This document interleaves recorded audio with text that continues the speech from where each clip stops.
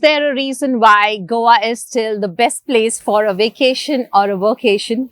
And is there a reason why Goans who've experienced the world outside Goa decide to come back and start an entire new journey out here again? Welcome to the second episode of Sun, Sea and Startups, brought to you by Live News Goa. And I'm excited to talk to you about how Gavin Martin keeps it on a high with life and work here in Goa. Welcome to the second episode, Gavin. I'm really happy to speak to you about your journey. We're very fascinated with what Goa Clothing Company is doing. I love the fact that you speak about sustainability. Yes, the whole world's speaking about sustainability, but you're doing it a little differently. Let's start right from the beginning. You've spoke to me about your early journey. You are a Goan, you had your early childhood here, and then you went abroad. Tell me about a little bit of your journey till now. Thank you so much, really honored. Very excited to talk in this environment. A little bit about me. I'm a very simple person. Started out with simple ideas. Simple things is what I love.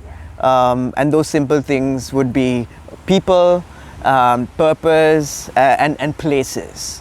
Nice. Absolutely passionate about these three things, and absolutely passionate about this place, Goa. And so everything that I do revolves and includes all these elements. Purpose. Tell me about purpose. I can understand people and I can understand your love for Goa. Yeah. Tell me about purpose. What is your purpose and how do you take it to the world? Sure.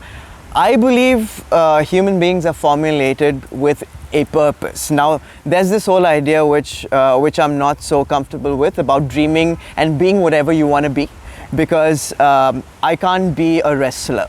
Yeah, absolutely. Right? Even if I try my best, I can't do that. I can't be many things. So we design in a way to fulfill something in life, and what that looks like and is called would be purpose. Yeah. So I love that part, because we have something in us that that gives us the energy, the power, the wisdom to do and fulfill that kind of a purpose. So it takes a lot of discovering, it takes a journey, it takes trying and failing to kind of have this idea, okay, this is my purpose in life. Nice.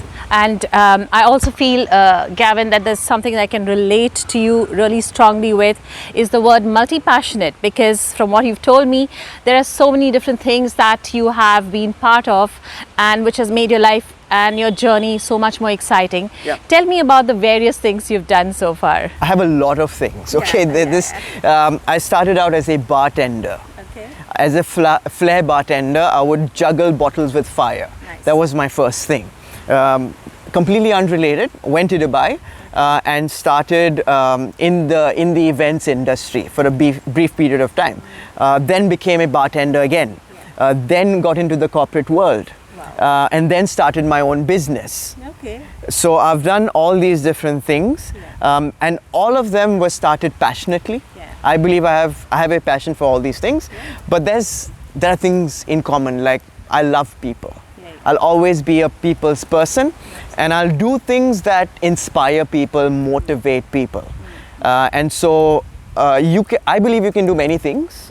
You can be passionate about many things, but I believe there's this one thing that you're always gravitated towards. For me, it's people. Nice. And everything to do with people. Yeah. So that is, I think Goa embodies that in the best way possible. I've heard it said about Goa that there's nothing like the hospitality of the Goan people. Is that one of the reasons that you came back to Goa? My mom is like that. Okay. All right. She, in fact, we're over hospitable, I believe. Perfect. I love the hospitality. I also love the potential. Yeah. There is so much more. Yes, Goa is on the map. It has been on the map for generations, for years, right? But I think there's so much potential in this place that is really undiscovered. Right. So I see potential, I saw potential, and every time I would travel to different cities across the world, I would travel to the West Coast a lot. California is a state that I traveled a lot to. Every time I would go to a place that looked like Goa, I would always think about, why can't Goa be like this? Yeah. Or why can't Goa have that? Absolutely. Obviously, there's a lot of potential. People are hospitable. So, these two things, I think, brought me here. Nice. And that's why, for me, it's Goa. For me, I would want to and would love to live here. I would like to clap on that as well. So I've had 15 years in the corporate world, in the big metro, and when I came back to Goa, there was one word in my mind which I related to Goa, and that was the word free-spirited. I felt that it just made me free-spirited to kind of, like you said, explore my potential beyond the corporate world, and I'm having a blast of a time. What is that one word that you relate to Goa? I would say limitless. Perfect. I would say limitless, just because of this ecosystem that we have. Yeah. There's no boundaries. You can be yourself here, and you can do things that otherwise would not be possible. Yeah. So I would say, look at Goa. I would think limitless. Would it mean limitless creativity, limitless productivity, limitless potential to be more full-hearted and free-spirited? What do you mean? I know that you've just started out on your second entrepreneur journey. Does it feel like you have limitless possibilities with this business here because you're in Goa? Yeah, possibilities are always limitless. Yeah. Also, I feel Goa can reach and cater to people of all kinds and all types. Yeah. Anyone can come here and find a spot. A spiritual person can find a place here. A holiday person can come. A family person can come and find a place here. Yes. A creative person will love this place. So there's something for everybody. Yeah. So that's why I would say Goa has limitless possibilities and limitless potential. That's why I would say limitless. And with the business that I've just started, it's just starting phases. I'm already seeing my product reaching to different kinds of people, which I absolutely love. I'd love to know about your journey back to Goa. I know that a world outside is very different from what it looks like from here, but you said to me a while back, I've always wanted to come back to Goa. How and what inspired you to move back? Sure. Lived in Dubai for about 16 years. That was home. Absolutely loved Dubai. Loved the city. But even when I went there, I wanted to come back. Goa was always a place I would come back. And back then when I left, I thought I'll come back once I'm old and I'll just retire in Goa at a place like this, probably earn enough money to afford something like this. But then I realized, why come back when you can't contribute? So I wanted to be back at an age where I still have the energy and I still can pour in this energy and contribute towards this place, because there's so much to be done. So that made me move here at a time like this, and also to be able to inspire people to do something here. If you're from here, there is so much you can do. It takes a person to go out and then see Goa from the outside, and when you see that, you see possibilities. You said just the right things to me at the moment, because I really am very interested in about how the youth see Goa. And when you speak about limitless and you speak about creativity, productivity, potential, what would you say to the youth about Goa and why Goa could be the place where they can either start their own entrepreneurial journeys, or even in terms of living the life that they want to? Why is it that they feel that Goa doesn't have what they want at their stage in life and they need to go out to find it, right? What would the youth, what would you say to the youth? Sure. I don't think it's a Goan problem. I think it's a problem with any other place. People who live in a certain place, they always see potential somewhere else. Like the saying goes, the grass is greener on the other side, right? So we always feel something else is better. But I would like to say to the youth, pick a trade, pick a business, pick an interest, give all your heart, all your attention to it. One big contributor is support. You need to have a support group. You need to have the people in your life who can mentor you, who can give you ideas and give you all the technical things that you need. You need people who will back you in a certain way. So you need a community. If you have community and if you have a vision, I think you can do anything that you want to do right here. Tell me about the other big bit in your life, which is Goa Clothing Company. I love what you're doing with fabric and going right down to the root of it and saying sustainability can be so many different things, but for me this is what sustainability is. Tell me about Goa Clothing Company. Sure. It's not big at all. It's a very small thing. We just started, we just launched this, but the idea is big. Sustainability is something that helps us live a little longer. Or helps the planet live a little longer, right? So the whole idea with clothing is we've been wasting clothing for a long time. The intention was right. The intention is to look good. Everyone wants to look good. I love to look good. It's a huge value in my life. But in the bargain, we've been wasting so much and we don't even see the waste. Now, I don't just mean wasting the clothes that you buy and then fashion changes. That's one kind of wastage, and that's still a smaller volume of wastage. The bigger problem is the industrial waste. And this is something that a lot of people don't see. To make one piece a garment, averagely the factory wastes the same equal amount of cloth that is on your garment. It wastes the same amount. So that is thrown out. So there's a huge chunk, a huge pile of garment that's wasted just to make one t-shirt or one shirt or a top. So that is what we solve. So we take that wastage, we break it down into fiber, make it into yarn. Actually, we buy the yarn, we knit it into cloth, into fabric, and then we do creative things with it. So Goa Clothing is not just a t-shirt printing company at all. We're not really about the print. We're about the fabric and about the purpose behind it.